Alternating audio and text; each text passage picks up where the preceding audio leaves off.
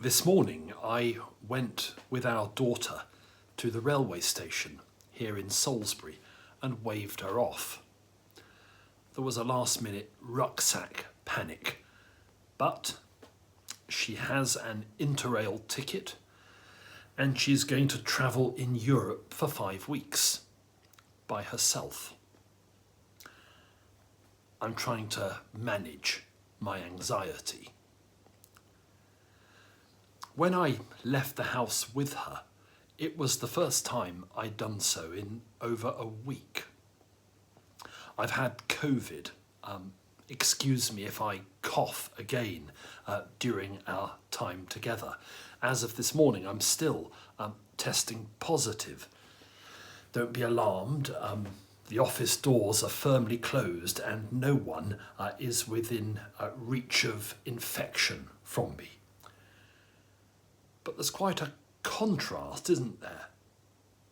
She, passport in pocket, is off to see the world. For 8 days now, my world has been this room, the garden behind me, where some work's being done, as you can see, and our home. Her world is expanding, and mine has shrunk. And if I'm honest, that shrinkage has not been wholly unwelcome to me. We've very largely hailed the passage of the pandemic and the lifting of restrictions as good news. They are. The suffering that many have endured has been catastrophic. But the last week has given me a renewed experience of lockdown, of living in one place, without ability to jump in the car or hop on a train, of seeing in person only those with whom I live, of needing to make choices about work, what I can do and what I can't do, and of letting go of a range of things to which I had been committed and to which I had looked forward. And if I'm honest, there's something attractive about that, about having my life necessarily simplified, and about having to rely on colleagues and loved ones for the things that I've been unable to do. Saint Benedict makes a virtue of it. One of the vows that his monks make is a vow of stability. They are pledged to a particular place, a particular monastery. The rule does not allow them to constantly seek to trade up, to exchange a monastery in rainy southern Wales for a monastery in balmy southern France where the wine is better. God is in this place, Benedict believes. You don't need to go off chasing him anywhere else. It's here, with this community, that you work out your vocation to serve him. I've had a tiny taste of that this week.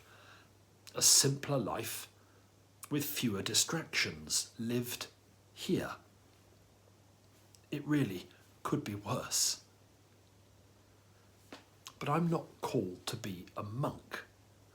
And for those of us who are not, there's undoubtedly such a thing as too much stability. Too much of the same place, the same people, and the same routines. Oh, I'm sorry.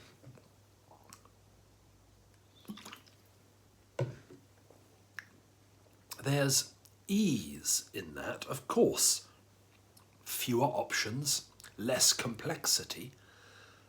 but there's a risk of bad habits developing unquestioned, or of thinking becoming calcified through lack of challenge. When I was in Jerusalem in April, I visited for the first time the traditional site of the upper room, where Jesus shared a Last Supper with his friends and where they were gathered on the day of Pentecost.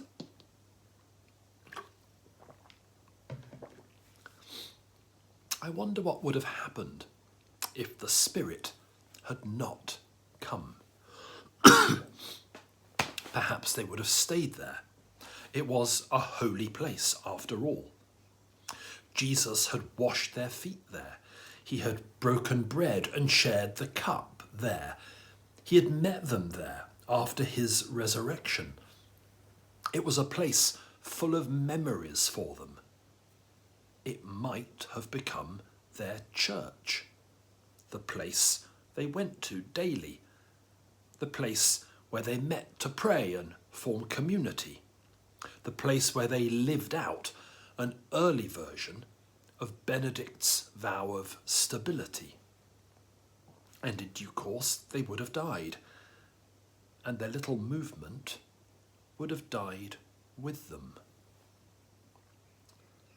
But the Spirit did come, and the Spirit moved them out of the upper room and out into the street and out into the city and out into the world, which is why we're here. I can't help being an anxious dad, of course.